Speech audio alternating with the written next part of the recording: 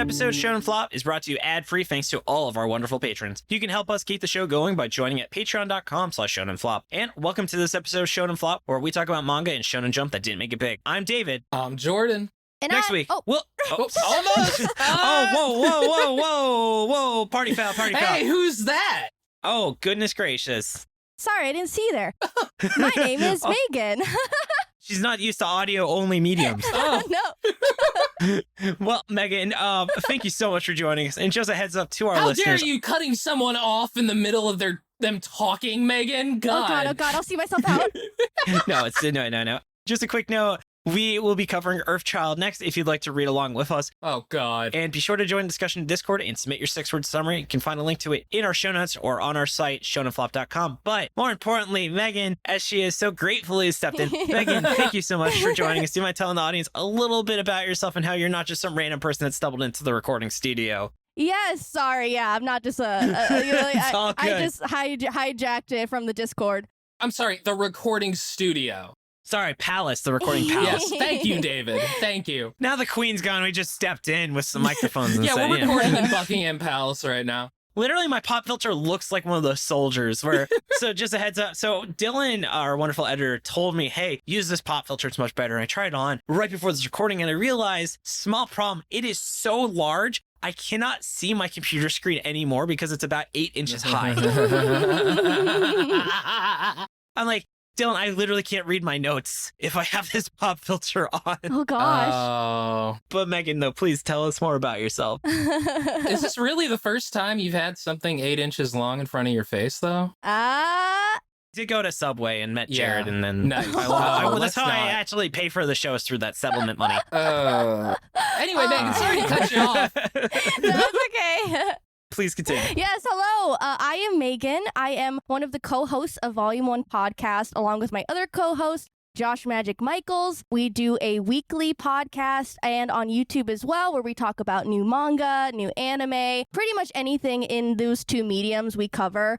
And yeah, we've been on YouTube for about 2 years. I've been a, rampant anime and manga reader since I've been, probably 12 years old. course. So Oh, goodness. I have a lot under my belt. I think I'm capping at about maybe close to like 360 I've completed, maybe, anime in general. God damn, that's a full circle. Jeez. Yeah, I've been in it for a little bit, but yeah, starting to get more into manga because I was anime only for so long, when I started this podcast. So it's really opened up and like broadened my horizons of like what this medium can bring out instead of just being like animated. So it's been a really, really fun journey. And like I said, we can go more into it later, but we cover series like we just finished One Piece, going through it arc by arc, and we'll be covering Wow. JoJo soon. And yeah, so that's pretty much it. Part 7 of JoJo's Jordan's favorite, last I Oh. recall. Oh, we already argued about this. Yeah, you'll have to listen to that full argument. Yeah.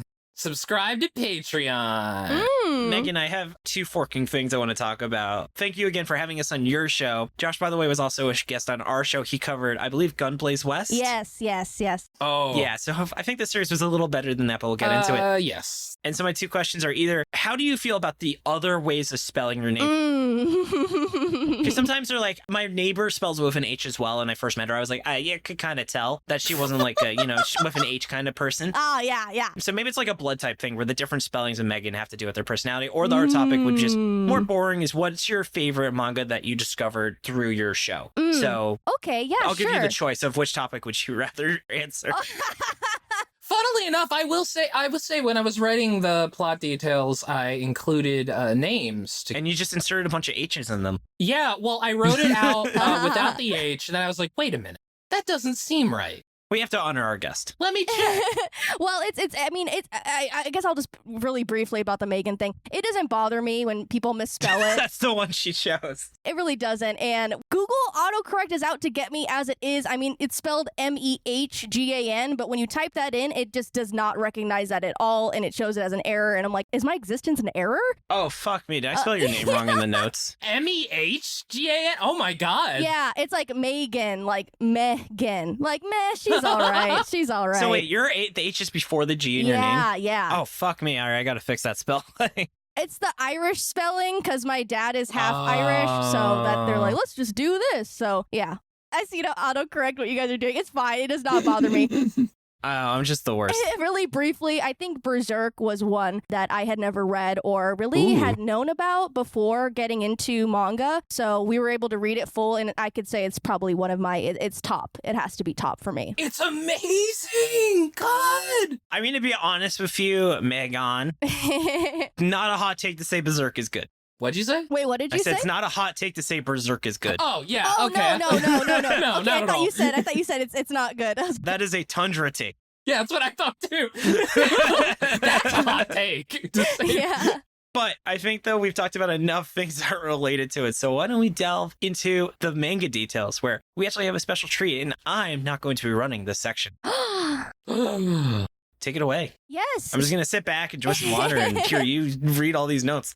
The mangaka, or the author, I believe, right, is Gen Oosuka. Oosuka. Their other works include Golem Hearts, being from different, like, one-shots. I have never personally seen anything from what they've done, but I do know the assistant for Black Clover fame, I believe. That's pretty cool. The run dates were 2021, November 29th through August 29th, 2022, so pretty short, and it replaced Red Hood, which also I never read, but it looks so interesting to me, and I wanted to. If you like thick women.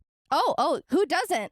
This is the entire reason why Red Hood is worth. I remember the name of this character. That's how great she was. Debonair Diamond is the thick queen of canceled manga. No, like, seriously, it is some of the best thick women. Like, it's like five C's.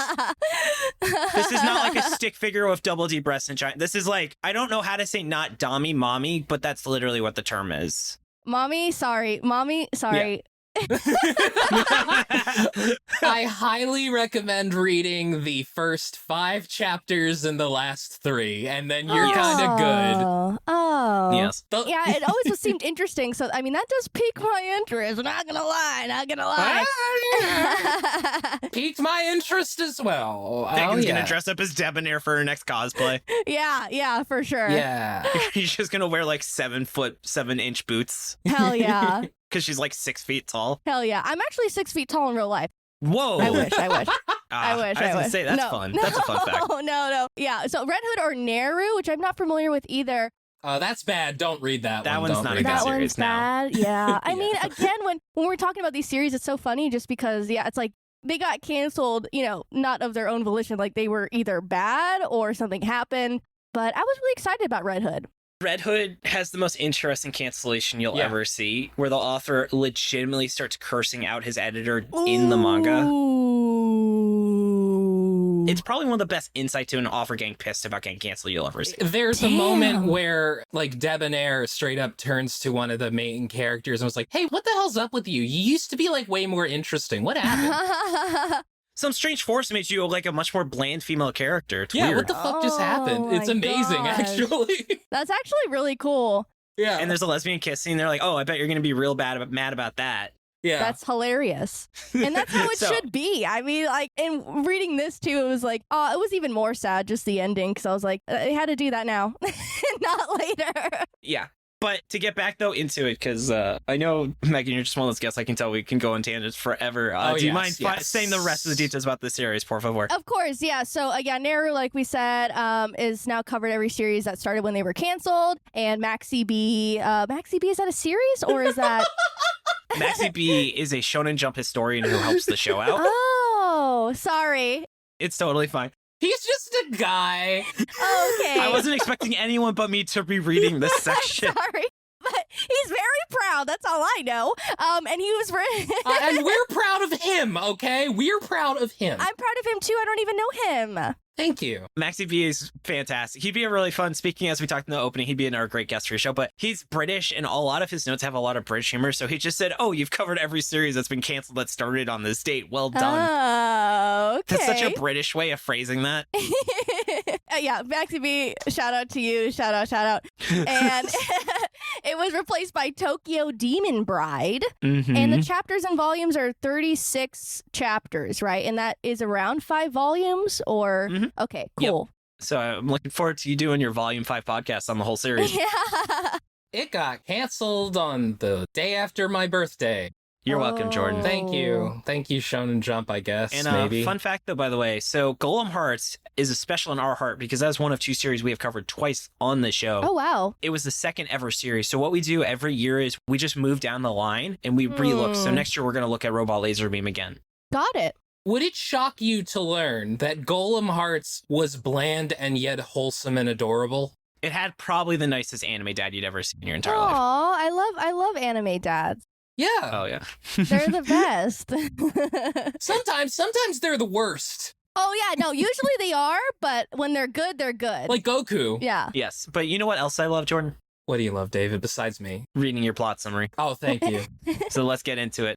Mononoke are invading the human world. Mononoke, by the way, are just demons who eat people. Dora Sasaki is a really strong guy with a mom who was actually killed by one. Because of this, he wants to become a samurai working for the Izanagi Corps and save people. Unfortunately, he lacks any spiritual energy, which is the only thing that can hurt them. So this is a problem. It means he can't fight. Luckily, while trying to save a kid from one, he meets a tiny, adorable, shape-shifting Mononoke named Kusanagi. When Kusanagi transforms into a sword, Dora is able to use his crazy strength to kill the evil Mononoke and save an elementary school. Kusanagi doesn't eat people, which means he's hungry and weak, but also very sweet, and Dora bonds with him immediately. However, after saving some samurai from getting eaten, the two are discovered by Ginchio, a career-focused Izanagi member who gets Dora to help her in exchange for paying his rent. Dora, Kusanagi, and Ginchio take down some of the small fry when they face off against the Hanya Gyuki, Dun dun dun. a powerful Mononoke who killed Dora's mom.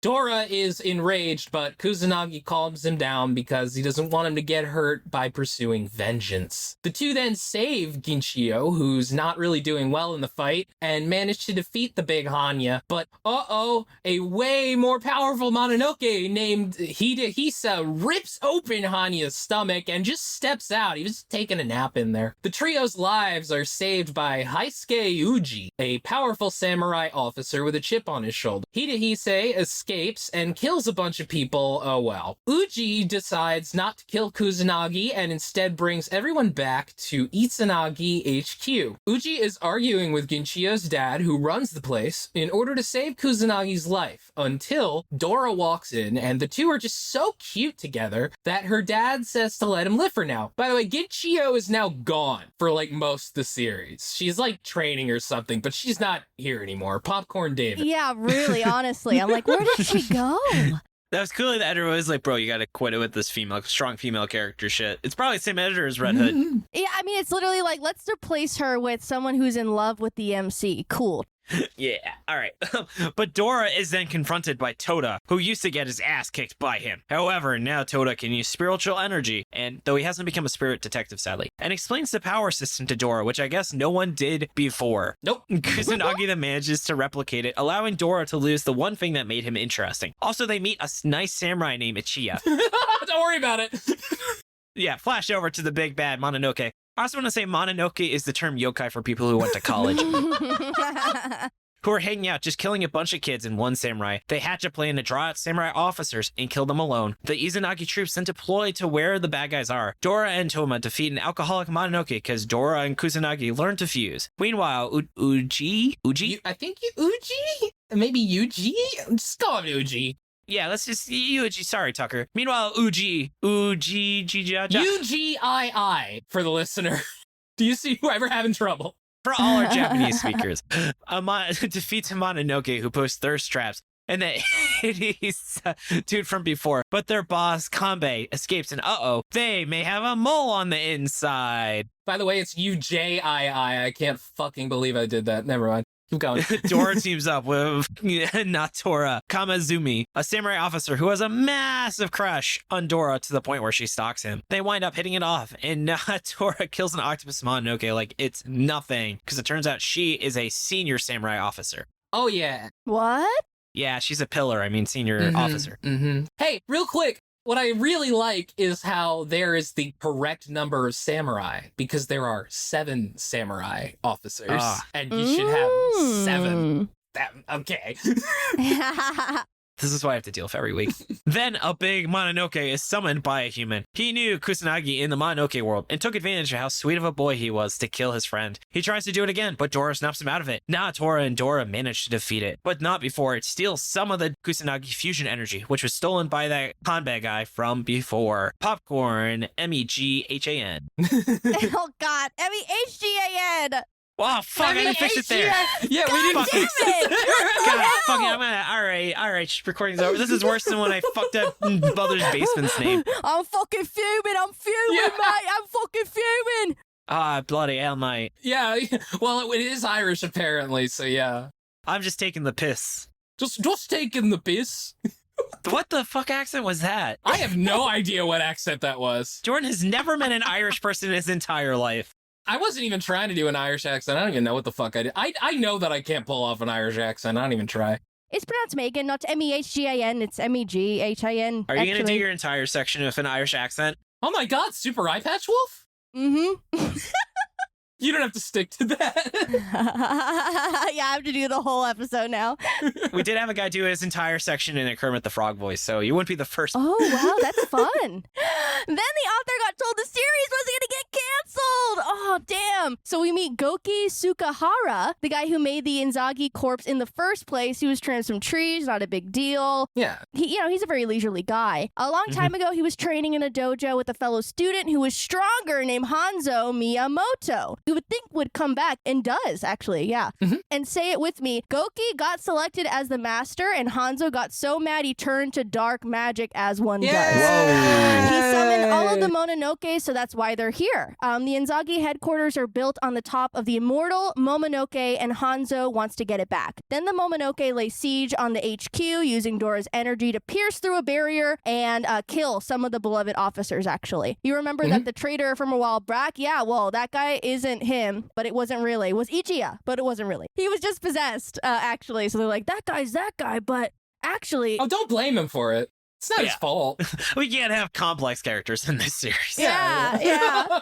Hanzo releases the immortal Momonoke and fuses with it, and Mr. Tsukahara blinds Hanzo, but made him so tired that he dies. Dora then uses his and Kusanagi's merge powers to strike Hanzo's glowing weak point, reducing his HP to 0 and killing him. Unfortunately, all the Momonoke have to go back to their world, including Kusanagi. Just like the end of Digimon Tamers. It literally was just like Digimon. Like I got to that point. I'm like, is this now actually Digimon?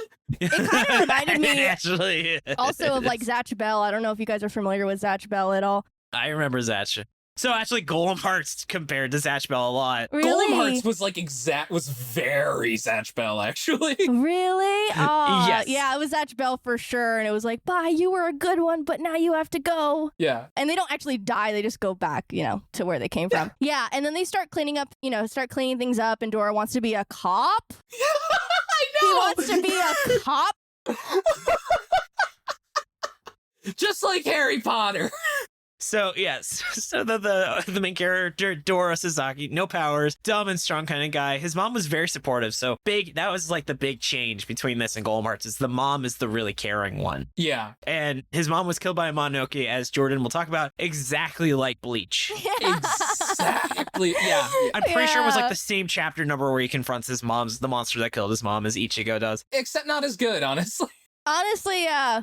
But yeah, so he's just those where it's like, oh, he's not in the system, so he doesn't have to play by the rules in terms of like power system breaking, which apparently Black Clover has the same idea. MaxyBee was like, my brother, you must know how much this series rips off Black Clover, because this dude was literally his assistant. So MaxyBee really wanted to emphasize that his assistant stole a ton of things from Black Clover. I did not know that. I mean, because neither of us have read Black Clover. We've just read Hungry Joker. So, I mean, that did not make us want to read Black Clover. I believe, too, maybe a former assistant in One Piece, too, made, like, I think it was Fairy Tail? No, that's actually a common misconception. That dude was never the assistant. He literally just self-taught himself like a fucking Chad. Oh! Yeah. If you ever have a chance to listen to our Monster Hunter Araj, which was literally, I think, like 2 episodes ago, he never formally stole any techniques from the One Piece. He just adapted because he was inspired by the style. Yeah. That makes sense, actually. Wow. Yeah. He does a better job of drawing women than Oda. That's how you can tell. Yes. But do we have anything else we want to say about the main character? not even halfway into the series. Like, the whole thing with him is that he has no powers, he can't do spiritual energy, but he's got this Mononoke who can make up for that. Well, the Mononoke gains the ability to transfer spiritual energy into Dora, which means, oh, that's not as interesting.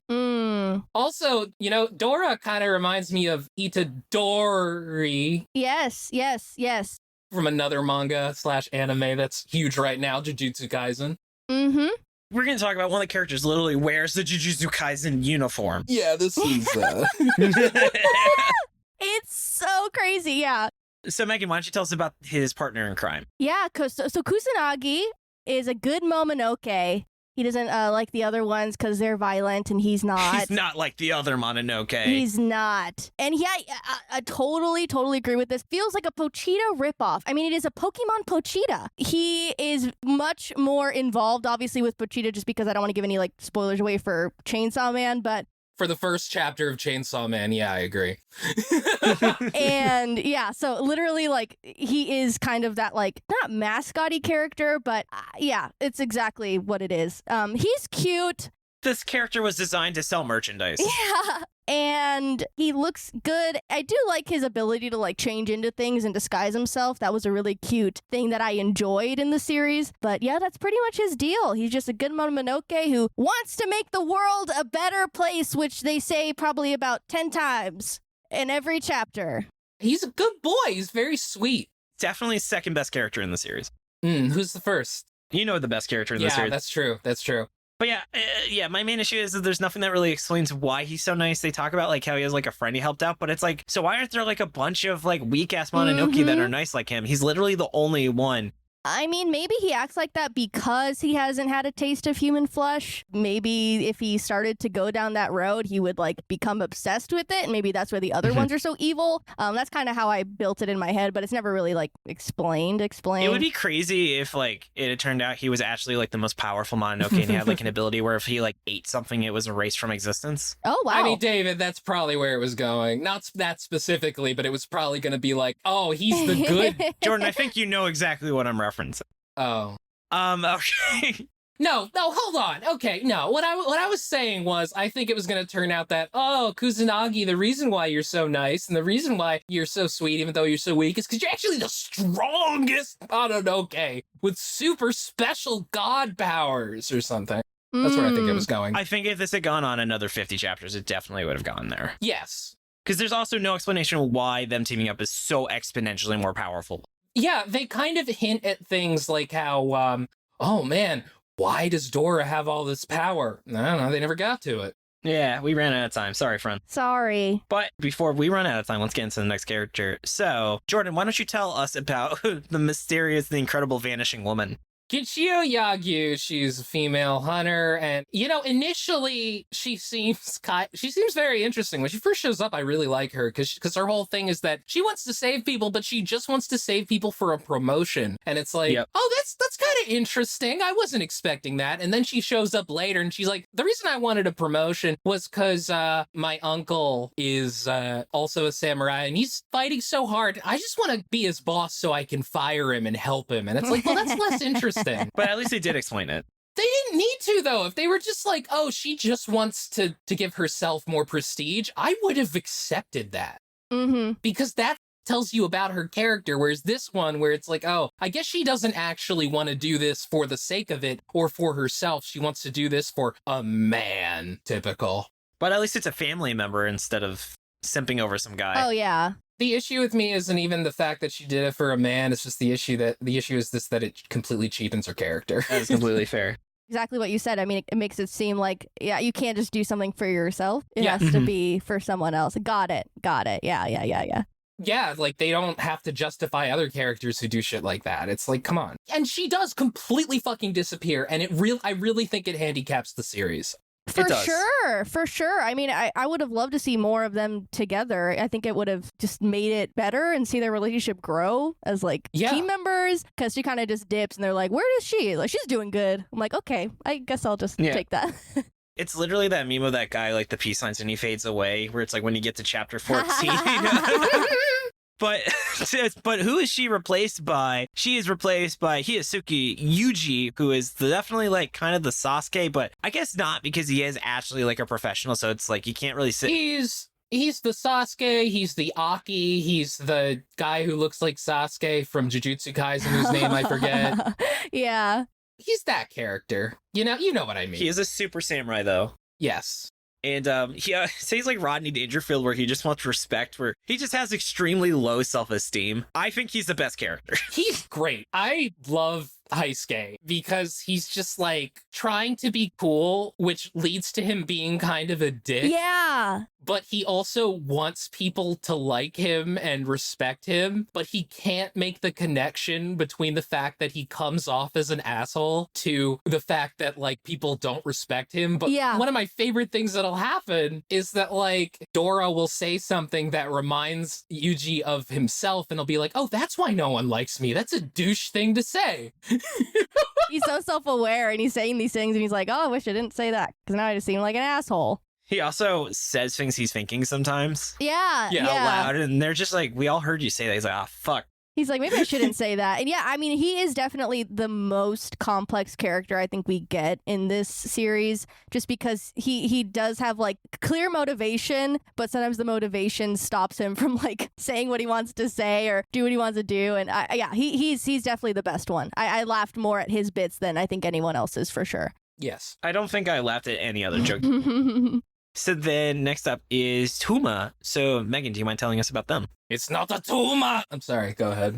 Oh, thank you. When you read this, I see that one guy from Jujutsu Kaisen that talks about Jennifer Lawrence. Oh, the best character in Jujutsu Yeah, Kaisen. yeah. He's Yes, like, oh, yes. Jennifer Lawrence, like a tall girl with a big ass. So, you know, that's this guy. Yeah. Megan, you as a 6 foot tall woman, really just for Oh, yeah. very I mean, hurt by that section. Just called out. Yeah, no. I was like, damn, okay, this manga's about me. Shit. Yeah, I have never seen you and Jennifer Lawrence in the same room together. That is important, and let's Oh. not bring attention to that. But anyway. She does live in California. Oh gosh. True. But yeah, this guy's just pretty, hot-blooded, yeah, the funniest thing, you just a one-sided rivalry with the MC, which like can be funny in other series, but just didn't land. Nope. He was just like, yes, this guy. I was like, oh, this guy's gonna have a huge like past with the main character. This is gonna be awesome to be fleshed out. And then it was like, no, I don't even know who you are. It reminded me of Kuwabara and Yusuke, actually, from Yu Yu Hakusho. Yeah, that's a good example. Yeah. See, especially because, like, the dude who talks about Jennifer Lawrence, I think that's a different guy in this series, who I didn't even mention him in the plot summary, but there is a dude. Yeah, that's just like his best friend in the series. Yeah, there's another dude who shows up, and he does that thing where it's like, you're powerful, and I'm kind of weird, actually, but, like, we respect each other or something, you know? Yeah. I think I'd agree. That's the best example is the Kuwabara Yusuke. As we talked about Spirit Detectives already. And then moving on to the next character, Jordan, do you mind telling us about the by the books required stalker of the main character? Oh, Naotora Kamizune. I actually like her, kind of. I kind of like her too. I wish I liked her more though. Yeah, that's fair. She has moments. She's got big crazy hair. She has unbelievably low self-esteem. She's like one of the strongest samurai in like the whole group, but she just thinks she sucks, and she has a huge crush on Dora, and she gets like obsessed with him, and she's super awkward in kind of an adorable way, although she does stalk the shit out of him in a creepy way. Yeah, it's very creepy, isn't it? Yeah. But yeah, I do find her kind of enjoyable, actually. I find her, like, kind of endearing at a bunch of parts. Like, her stalkerness doesn't really come out of malice. It's not like Palm from Hunter x Hunter. Mhm. Yo, Palm was super fucking. She was a legit pedophile. Palm was creepy as fuck, yeah. That was a very weird turn. Yes. Yes. And then I think she is legitimately wearing the Jujutsu Kaisen uniform. She is. I mean, she is. Because they even are like, why is she wearing weird clothes? Yeah. We see it like 2 times before, and I seen it mentioned, and I was like, I guess they do that. I mean, her hair is definitely like, we're gonna make a really distinct character and a character design. And she gets it wet like 2 times in the series, and it's like long. And I mean, okay, like you're just showing the people that she could have like good hair, like just make her have good hair. I mean, I don't. It doesn't make any sense. Like it's cute, but Yeah. You're just like telling people like she could look like this if her hair was wet. Mehgan just totally just critiquing the style of these. I think it's valid. Yeah. Yeah. So let's critique the main bad guy. Kanba, he's a Fox guy, only a recurring bad guy. Because the series keeps being like, this is a bad guy, just kidding. This is a bad guy, just kidding. He's the only one that kind of sticks around long enough to actually matter. I don't think he really has a personality besides being evil, but it's still Does he stick around much to matter? He's the only one bad guy who's like, there's a bigger fish. Well, actually, I guess there was okay, fuck it, who cares about him? Jordan, why don't you tell us why you think Hanzo was worth mentioning in particular? I mean, he is technically the climactic final bad guy. He's supposed to be, at least. The whole thing with him is that it's like, hey, if you just kill him, all the Mononoke will go away. They didn't seem fit to bring that up until now. I kind of feel like that would be something that's known if the guy who started the whole thing knows that, oh, we just gotta kill this one dude, and then all the Mononoke will go away. Literally like the Mononoke of immortality. Well, no, see, they have trapped the Mononoke of immortality, and this is just like some dude who released all the Mononoke and has been trying to get to the immortal Mononoke. And yeah, to fuse with him, to fuse. It's just literally like, he's got a fucking weak point. Dora just cuts it and he dies. Yeah, it's great. It's great. And I mean, again, like when it comes to these things, like obviously it's a canceled series. So he found out like, oh, it's going to be canceled. So I better hurry the story along. I'm sure it would have been better along the way with his reveal. But again, it just felt so rushed because, you know, it was inevitable to do this. But yeah, again, it was like, oh, the classic, this guy was a part of this corporation and then went bad. And then now is the big bad because he knows all the secrets. And I'm like, yeah, okay, got it. All right, so speaking though of things that I think really did not work about so well, let's get into why I failed, where Mehgan, spelled Mehgan. Yes. No need to thank me. Will tell us some of her initial thoughts. Shit, we are having too much fun, but it's okay. But please continue, Mehgan. When you look at this series, it would be so great if I wasn't thinking about everything else that it is or is taking from. Like, it is just so bland, so paint by numbers. I know what's going to happen before it happens. I can kind of guess the next chapter. I can kind of guess what the motivations are. The MC, I mean, if it doesn't have a strong MC, it has to have a supporting cast that's, like, better, and this just didn't have that. Yeah. The art is okay. I mean, it's not terrible. It did remind me sometimes of like Scott Pilgrim, sometimes, which was kind of cool. But again, it was just, the serious moments where it should be like this, like crazy, like I feel the character going through this thing. I just didn't have that because the art was so, I don't want to say like basic, but it was very like, oh, okay, this guy's mad. And there was no like complex emotions going on behind the art. Obvious. It was obvious. Yeah. There was some very phone-in art, especially near the end. Jordan critiqued it. But I mean, like, that's the thing is, like, there are moments where the style gets interesting, but the default base style is just so generic, which is really the issue with the series, is that the series plays it safe with almost every single element about it. Like, I think Super Eyepatch Wolf said the series feels like a bunch of suits tried to make a manga together based on, like, focus group testing.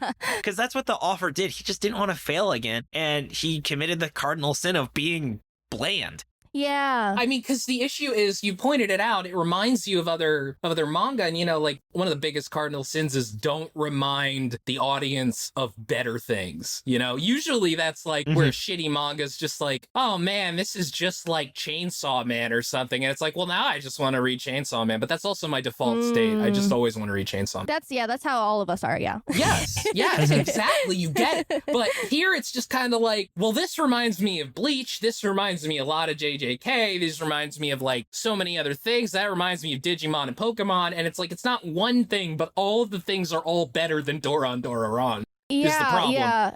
And you feel that totally. And it's just, again, it's like, I don't want to be reminded of these things. And there are series that take like clear inspiration from these bigger shonen tropes or shonen manga. And you see it here where it's just, it doesn't meet the expectation or like the par. So then it just feels super discounted. The thing is, David kind of pointed it out with all like the safety here. I think the bottom line is that this series just isn't cool enough. No, it's not. not. The fights aren't dangerous enough. There isn't high enough stakes.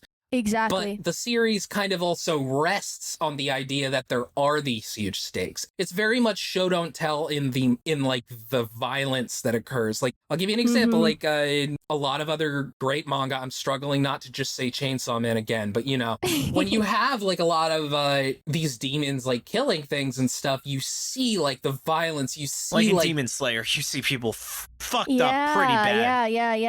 Yeah. Here though, they're like, oh, he just killed a bunch of dudes. Oh, he's about to rip them in half. And it's like, but you don't really see the gore or the violence, which usually isn't like that big of an issue, but I think it's a huge issue here because it just totally lowers the stakes and makes all the enemies seem way less threatened. Totally. And you just know that they're going to be saved. Like the children, I mean, it's just like that could have been a great example to show like, these Mononoke like are not to be messed with. We know that they're killing people, but if we actually saw it more, we'd understand like, oh yeah, these are actually the bad guys. But it just felt like they're going to be taken out anyway, so it doesn't matter. This is the same issue also that Golem Hearts had, where it was like the entire world felt like it was a PG world, and then there were just these R-rated moments of ultra violence that just seemed really fucking weird. Yeah. Like, for instance, like, imagine, like, in Golem Hearts, it's literally PG, power, friendship, and then they just come across the corpses of, like, two, like, samurai to peril, and you just see, like, their blood dripping off these walls and stuff, and you're like, what the fuck?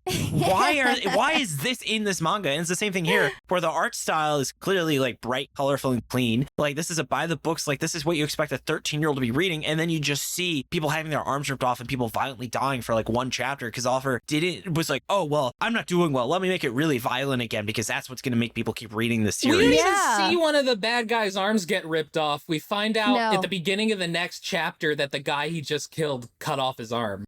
Oh, yeah, that's true. Yeah, and again, it's like when you have two main characters, which you know, they're good, they're lawfully good, they're trying to make the world a better place. You kind of just stay with them and not like really anticipate or like understand that like the bad stuff is happening. So then it just kind of paints everything like everything's gonna be okay, everyone's fine, and that kind of sucks. Also, you mentioned that they repeat things a lot, and they do. Oh. At one point early on, one of the Mononoke kills like one of their allies, and Dora's like, you killed one of your friends? And then later, one of the Mononoke kills one of their allies, and he's like, I can't believe you just killed one of his friends! I thought he was his friend! And I think they might even do it a third time, but it's like, Dora, why are you still shocked by this? Why is it not clicked yet? These things could kill. We've gone over this many times. Yeah. This is not my beautiful house. This is not my beautiful manga. Also, I feel with the characters, they also don't really, characters have quirks, but they also don't explain the quirks. Like, thinking about One Piece, Nami is greedy. We know exactly why Nami is greedy. Mm-hmm. We know exactly why Robin is a bad bitch. We know exactly like Usopp is a coward. You know, these, they're like, oh, he has so low self-esteem. Why does he have low self-esteem? We don't fucking know, you know? Yeah. We don't see anything about him, why he needs, despite being a high ranking, why he still feels like people need to constantly shower him with praise.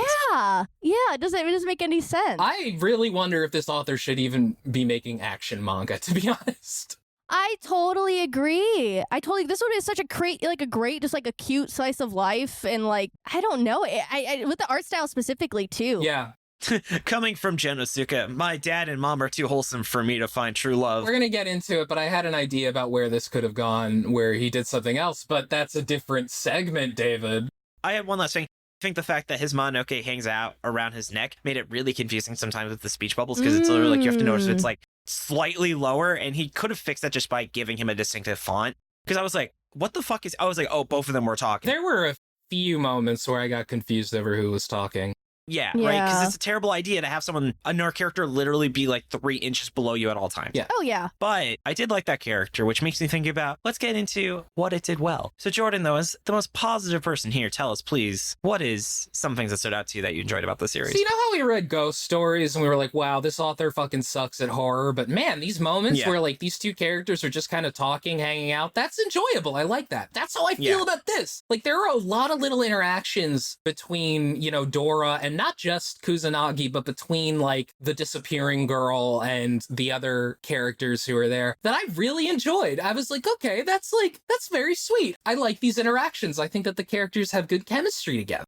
Like, the way that he talks to Kusanagi is adorable. When Kusanagi disappears at the end, I was legitimately sad because I was like, oh, Dora, that's kind of sad. I don't really hate any of the characters. they're not like... They're not hateable, yeah. There's nothing to really dislike about them because they're just doing their thing. And yeah, the chemistry between the characters I really enjoyed too. Yeah. there's just not much to the bad guys, but the other thing is that, like, this series was longer than I was expecting it to be, 36 chapters. It went fast. This is a very quick read, which is surprising to me. The dialogue is very reasonable in these chapters. Yeah. There's definitely, like, a very solid amount of text, too. It's not like this is like, oh, there's just, like, one or two speech bubbles. No, there's decent amount of text, but it still never felt bogged down. I also want to say, by the way, I actually thought, while the art is very generic and safe, it is at least consistent a lot of time and pretty well detailed. Like, he actually draws the backgrounds. Yeah. Like, Megan, I don't know if you've read Blue Box. Oh, yeah, a little bit. Pretty similar level of background detail. Yeah, I really did enjoy that too. And, partially it is like we said, it's a little tropey, but I did enjoy the character designs as much as they were like, oh, I've kind of seen this here, You know, I did like the cuteness of him, and I enjoyed like who we were going to see next. They weren't totally like generic. Like even the mummy guy, like he looked cool. Yeah. He looked like a bad guy. And even the Momonoke too, like I really, really, really like that was one thing that I really enjoyed is like the difference of the Momonoke and how they could be like big or small or just how they looked, and all of those designs were really, really well done. I agree. They were really interesting because on one hand, they did look like monstrous, but there was also a cuteness about them, which was interesting. Like, I don't think that necessarily was a bad thing for like the monsters to have like the similar kind of cuteness. Like, I love Kusanagi. I think he is adorable. I think that design's great. Yeah, I think he should be protected, honestly. I think he's a good boy. Yeah. And I like the little pug like Momonoke that we got to see too. I was very, very happy to see that. I mean, anything with a pug, I'm like, yes, give it to me. You are completely right, Pug Bay. Yes. I like how Kusanagi just, when, he gets a head pat, he wags his tail. You see, it's just a puppy. Yeah, and I did love I always forget her name, the main MC, the main girl MC. Is she even the main girl MC? I mean, I would classify her as that, but there's some small details too with her, like all the plushies and how she's like, oh, I've been wanting to pet this thing since day one. I'm like, that's me, leave me. Like, that's how I felt. Thank you for like this self-insert, because I felt way more connected to her. It just gave her just like this cuteness factor, and yeah, I loved it. I really liked her. Yeah. That's what's so frustrating. He spent like 2 or 3 chapters building up this character. I liked where he was going. I thought they had good chemistry. I thought she's got like her own internal world, and then just disappears. She's gone. Get rid of her. Don't need to worry about her. We ain't got time for her. Yeah, and it felt like it was really intentional that they like wrote her out versus like something with like Hunter x Hunter where you don't see characters for so long and they come back and it's like really, really cool. But this was just like, yeah, she's just gone, and I can't really even like I didn't spend enough time with her to even like envision what she's doing beyond being out of the page. Yeah. Just training. Yeah, exactly. Yeah. And then I think just one last point I wanted to bring up before we shift into our Kusanagi is I really like how Kusari actually asks if he is just being used as a tool for revenge by the main character. That was character writing I just wasn't expecting, and I think that's the place I wanted the series to really go. So why don't we use that as a segue into where it could have gone?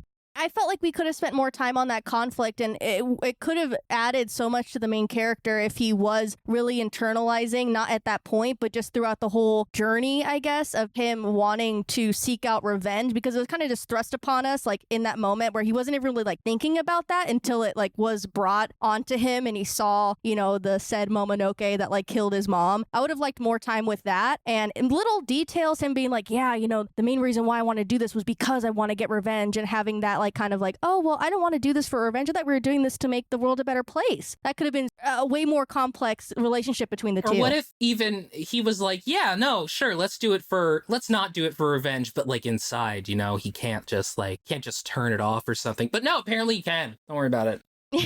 And then he could have had like a really interesting crisis because he kills the thing that killed his mom relatively early in the series. Yeah, don't worry about it.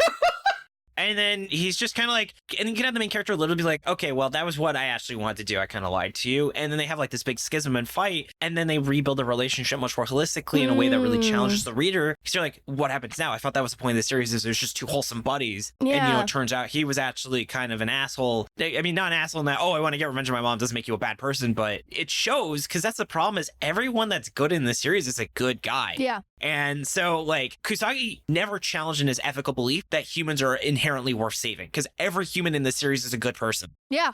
I think that this series actually kind of fucked up by making the demons not care about their compatriots, you know? Like, one of the huge things that Hunter x Hunter does that separates it from, like, everything else is that the bad guys care about each other. And it just makes them so much more interesting. Like, this guy is clearly at his best when he's writing about characters who do care about each other. I would have liked to make him have the villains care, you know? Like, what if they were friends? What if they killed, like, that spider lady and then the big, strong snake dude was like, you killed her! Blah, blah. In this one, he says you killed her and he laughs about it and that's it. But what if he got angry? That'd be like, oh, wow, there's more to this guy. Okay. Totally. And the other thing I was thinking is, you know what's a good way to get a bunch of people to have a conflict without it being dangerous? Sports manga. That's fair. I think this guy should write a sports manga. That's literally what happened with philosophy school. Literally, yes. Yes, literally. What's a good partner sports series? Like a good 2-on-2 series? Because he clearly likes writing these kind of partner series. Batman's already been done by Blue Box. Dodgeball. Dodgeball, tennis, yeah. Holistic dodgeball series. Curling. Curling. Yeah, he started as a group of 45-year-olds. Oldest Shonen Jump protagonist ever. Competitive mini golf. Yes. Fuck, I don't even know what else to say. It would also have been really cool if Kusanagi was like the cultural interpreter for Mononoke, because he is their only approach to actually get to really talk to Mononoke. It would have been cool to have shown the humans, hey, not all Mononoke are bad. Here's why we operate. Like, they don't ever explain why Mononoke enjoy eating humans besides they taste good. And he could have really gone into that. Or how Kusanagi is able to survive despite not doing. Yeah. I actually thought they were alluding to something where he's kind of vague about what he eats. Yeah. Turns out, like, he eats, like, corpses. Oh, God. Like, in Tokyo Ghoul, they do that where they eat. So they have to eat humans, but they only eat humans that committed suicide. Yeah. That's a little too dark for this series, but I thought he was vague, and I thought that was setting up for something interesting. And then it's like, oh, I can just eat candy instead. And you're like, fucking, okay, so this is exactly like the symbiote from Spider-Man, where you can either eat human brain or chocolate. And Jordan knows it's actually true about the symbiote. It is. It totally is. Like, brains sound good, but chocolate sounds better. I was like, okay, bro. I feel you on that. As we learned from this manga, the brain is the tastiest part of the human. As we all know. As usually it is. Yeah, in media, it's portrayed as that, you know. Also, don't eat brains. It's actually an easy way to get prions and die very horrifically if you eat human brains. Oh, gosh. You just wanted to do a little disclaimer on that. Oh, well, damn, I was about to. Yeah. Thank you for telling me. I really needed to warn Jordan. Thank you so much, David. Mehgan, I assume Josh is just next to you, and he was like, oh, what brain do you want to eat tonight? And you're like, nah, sorry, babe. Yeah, nah, sorry, man. I'm trying to watch my prions. Yeah, I was enlightened recently that that's not good. And the other person eating brains is like mouthful, like, what? Are you serious? Yeah. Human brains are still good, right? What about the liver? Can we eat the liver? That's the stupidest term I've ever heard someone who's alive I've ever heard in my entire life, Jordan. It took me a bit to get that. Fuck off.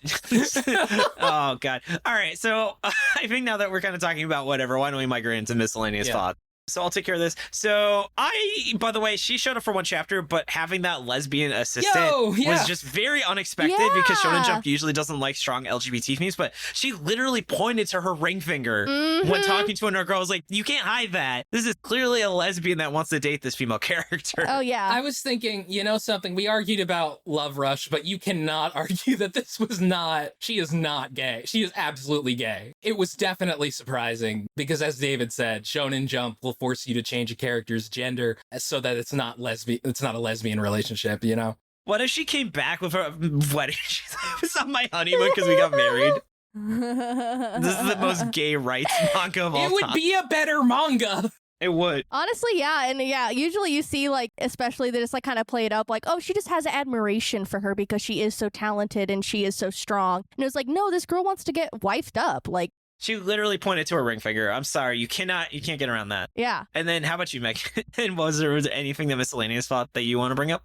again, with two sides. I mean, people really were very invested in the story before it got canceled. And again, I just want to say, like, this wasn't all horrible. I mean, there were really good moments that I wish were brought to light. Or, you know, even with time, I think that's a huge thing. With reading anything or making anything, it's just like, if you give time to these characters, of course you'll feel more endeared. Of course you will like them more the more you get to know them and have their clear motivations. But again, with this, you just felt the rush of like, we're going to get this over with. We're going to get this over with. And I think that's what was like really, you know, just made it just seem so rushed at the end. Because this could have been really a really cute series. And I think we touched on it too, like with the action, if it was a little less and we spent more time with the characters in these chapters, I think it would have really shined. I completely agree. Well, no, what I do want to say is, you know how we talk all the time about how, like, when people rip off series like Chainsaw Man or Hunter x Hunter, they do rip off the action, but completely miss that a lot of those series, like most of those series, it's downtime. I had that in my notes too. I've been doing paintings of Chainsaw Man. Check out my Instagram, Jordan Forbes Art. Nice. I have the first volume here because David got it for me in Italian, and I looked through it, and there were like barely any drawings of Chainsaw Man in the first volume. Like, he just doesn't show up most of the time because it's mostly talking. This series got the opposite lesson from this, from Chainsaw Man, whereas it's almost entirely downtime and very little action. The action just isn't that great. Yeah, I mean, I think that's probably one of the the good to great things in series. Miyazaki calls it ma, which is the sound in between clapping. And it's the idea is you need to have these moments that are insignificant to make them significant moments. So Chainsaw Man does this in spades where they have entire mini arcs that are literally just them going to a bar and hanging out. And like, for instance, like I saw Bullet Train. One of my favorite scenes is they have a fight and one of the guys just gets a bottle of water and drinks a bottle of water during the fight scene. But yeah, so it's like that. This series just, they had like maybe 2 or 3 moments, but like it's so hard for people to understand how important that is. That's not related to the plot. That's not advancing. You're like, that's what makes it interesting. That's the secret sauce of why Chainsaw Man is so good is they went and they fucking drank after they finished their mission and hung out for an entire chapter. Yes. Yeah, it makes the characters feel more real, and you're definitely more endeared to like what they do, and it does feel like you know, the world is more lived in because of just how realistic that would be. This series doesn't. They don't establish a single fucking thing that they're a Mononoke and how that affects the world. Oh, yeah. By the way, I did remember what I was going to say when Mehgan was talking about how it's like people got super invested in this despite the fact that it was rushed. We kind of ran into this with Phantom Seer too, and I think one of the things that you don't pick up when you read this all in one go is that when you're going week to week, it isn't, oh, we finished this story, and then, oh, hey, it's over now. That was fast. It's, we finished this story, wait a week, think about it, have it processing in your mind. Here's the next chapter and it ends. Well, that might have been abrupt if I went from chapter to chapter, but I didn't. I had a week in between. Totally. Which makes it also crazy that Yagu legitimately disappeared for about 4 months of real time. Wow, gosh. Does anyone have any other miscellaneous thoughts? We already brought up MaxyBee's main point was just this is kind of ripping off Black Clover, which he was assistant to. Yeah. This series clearly rips off Bleach, it rips off Hunter x Hunter, it rips off One Piece, it rips off Jujutsu Kaisen, Yu Yu Hakusho, Yu Hakusho, Zatch Bell, Digimon. Kaiju number 8. That makes sense. You know, spoilers for Kaiju number 8. I won't give any because it's like it happens kind of in the first volume. And it's a really great reveal, but it is like these humans, you know, living with these creatures and having to clean up after their messes and having like a real human like main character who also just like happens to get an ability later. And it did feel like I don't have any powers, but now I do. But that was like way better, more fleshed out because he was like also hiding, and this was like I have this and deal with it. I'm a friend with a Mononoke. So you have to understand that now, I guess. Also, like Kaiju number 8, this has an older protagonist than we're used to. You know, somebody who actually graduated high school. Holy shit! I mean, wow, I know. Oh, shut up, Jordan. Name me the last time you read a manga where the main character was over 18. Oh yeah, Akane Banashi. Oh yeah, Akane Banashi's a good example. She was a high school graduate. Okay. No, Whatever. Let me see. Let me look at the current list. High School Family. Technically, well, he's 40. You're right. He didn't graduate high school, but he's 40 years old. They've established the dad as the main character of High School Family. Zom 100. Oh, Sakamoto Days. Ooh. Okay. Yeah. Guess I'm wrong then. All right. Whatever. Jordan's like, you just fucking boomed me. Yeah. I guess my criticism's wrong.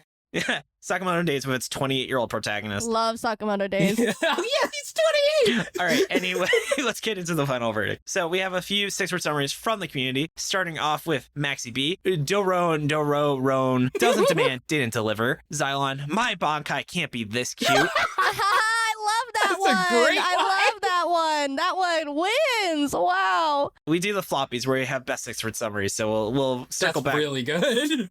Generic man, buddy cop downgraded to regular cop. Dude Rocks has quite the piece of art Yes, this is poetry. where he wrote A Cab by Gen Oosuka, and it says, anime cops are boring.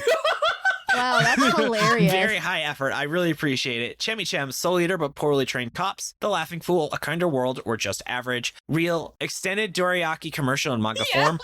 T. Wolfwood, painfully mediocre. 5 years improvement. Where Daniel, a smashing theory. You'll get him next time. Oosuka, and the BB King BB the. He forgot the first girl existed. We all Yes, fucking you know it. did. Everybody noticed.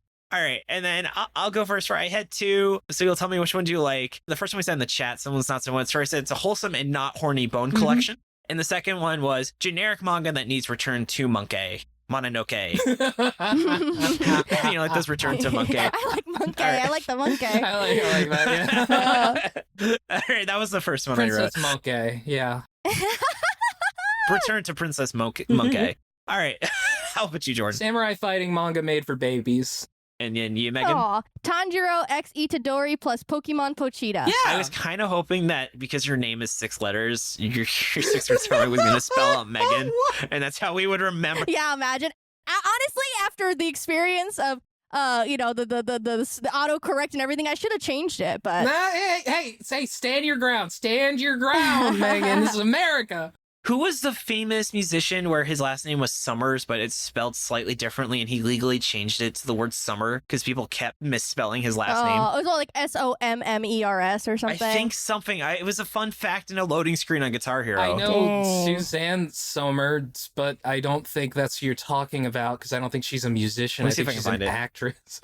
I mean, good news, David. You know his last name. I always wish my last name was Bacon, so it could be like Megan Bacon, like Macon Oh, that's Bacon. good. I like Yeah. that. Yeah. Yes, it was Andy Summers. It was Andrew James Summers, but it was spelled SOMERS, and then he changed it. What band's he in? I don't. Who's that? Let's The see. Andy Summers band. He really let the people win on that one. Yeah, and now he's super famous. He said, "Fuck my ancestors." And he's been mentioned on Shonen Flop. Yeah, there you go, man.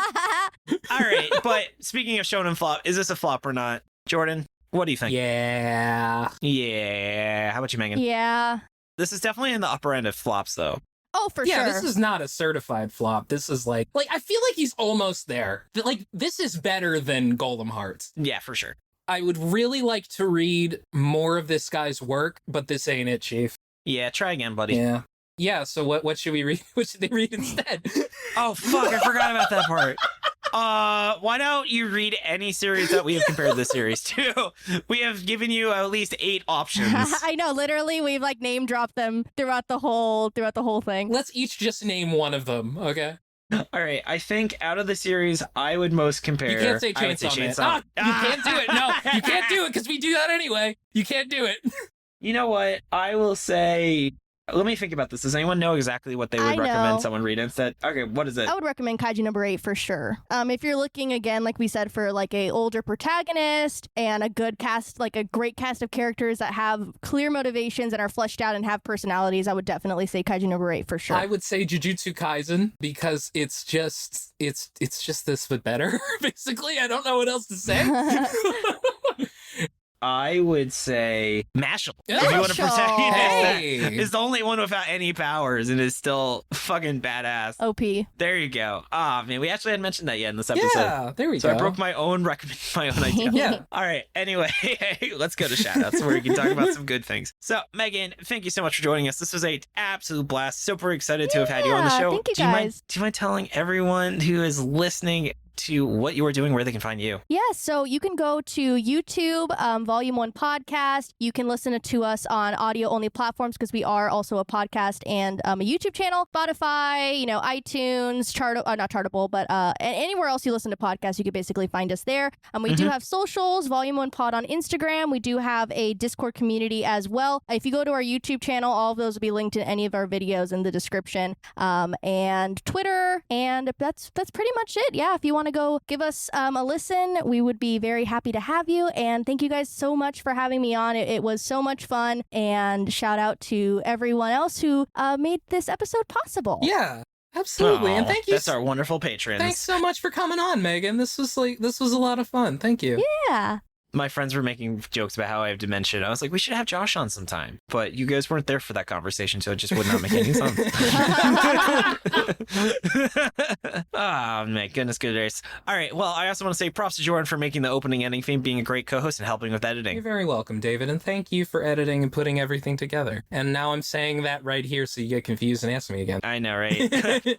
I also want to give props to Jordan for making the opening ending theme, being a great co-host, and helping with editing. You just did... I was trying to set you up for a dementia joke. I felt so sad about that. I didn't want to make a joke about it, David. I thought you just completely forgot. And I was like, oh, David. Oh. I fucking hate you. Props to the love Merliel for the awesome cover art. You can find her online at Lyle Mur, and Nigel for being our generous art benefactor. Thank you, Dylan, for assistance with editing. You can find his podcast, Anime Out of Context, at animeoutofcontext.com. Thanks to Tucker and MaxyBee for assistance with pronunciation, translation, and other miscellaneous research. Thanks to T-Root, Aussie Rat, and T Wolfwood, the later two are listening right now, for being our awesome transcription volunteers. You can find them on our site as they become available. And if you'd like to join us, it really means a lot. It helps make the podcast a lot more accessible for people, and you get a lot of exclusive awesome perks like access to Patreon content, merch, and early access to episodes, and of course my unending appreciation. And please follow my Instagram, Jordan Forbes Art. I'm working real hard, guys. Working real hard. He's doing the good art. And along with that, you can find us on Twitter at ShonenFlopcast and our website, ShonenFlop.com. We're also on Spotify, iTunes, YouTube, or wherever else you get your podcast. And come join the Shonen Flop Discord. It's open to everyone, patron or not. Come hang out with us and talk about anime, games, or whatever else is on your mind. We also have a monthly movie night. You can find a link to it in the show notes or on our site. And if you've been enjoying the podcast and want to help us keep going, consider subscribing to our Patreon. We wouldn't be able to keep running the show without their support. You get a ton of awesome perks, like exclusive content, including us catching up on PPP, seeing how well Teen Titans holds up, and us. Jordan, what are we reading this month? Oh my god, we're reading fucking Earthchild. For Patreon, Jordan, what are we reading? You picked this. Oh yes. Maybe Jordan's the one with dementia. We're reading fucking Blood on the Tracks. That's not what we're reading. We're reading fucking Gyo. There you go. I got it in 3. Oh, believe me, David, my dementia is far worse than yours. No, absolutely not. And you could even be joining us during the recording warm-ups and deciding what series we cover next. Find us at patreon.com/ShonenFlop. And now we're just going to read off our wonderful patrons, where by law we can only have 37 patrons at a time, apparently, where we literally lost and gained a patron the same day. I was like, I guess that's just how it works. Net gain of $3 though, Yeah, it was a net gain. So thank you so much to our latest patron. So let us do this. So, first of all, I want to say a big thank you to our Chainsaw Man patron. She uses it right. She uses it in The Lights Dim. It's a prison movie. Moving on to The Dolphin Dad, we have Tracking Roving Animals for All Loving Girls and Raccoons Wolfwood. Then to The King of the Forest, we have Albie, Cram, Gabe Lando, Jacob Andrew Galloway, Josh Robinson, Kevin Briggs, Marty, Rachel, my lovely girlfriend. I asked her if she wanted banana pudding, and she said, no, that is character development. Yeah! Scarlet Myrmidon, T, The Real Jory, and Trevor Schechner. Thank you all so much, along with our wonderful Galactic Ball Federation officers and our Beast Children. Thank you. I love all of you. All right, and then let's go to sign off. Thank you so much for joining us. Tune in next Monday as we give our first thoughts on Earthchild. This has been David. This has been Jordan. This has been Megan. And you've been listening to Shonen Flop. Keep on flopping, floppers. Floppers, where you at? Yeah, where are my floppers? Woo! Where you Any at? floppers in the audience? We didn't mention at all how your name used to be MILF Hunter 69. Oh yeah, no, it still is currently. Keep on hunting, MILF. Keep on hunting, MILF. Keep on MILFing, MILF. Keep on MILFing, hunters. All right, and scene. Bye.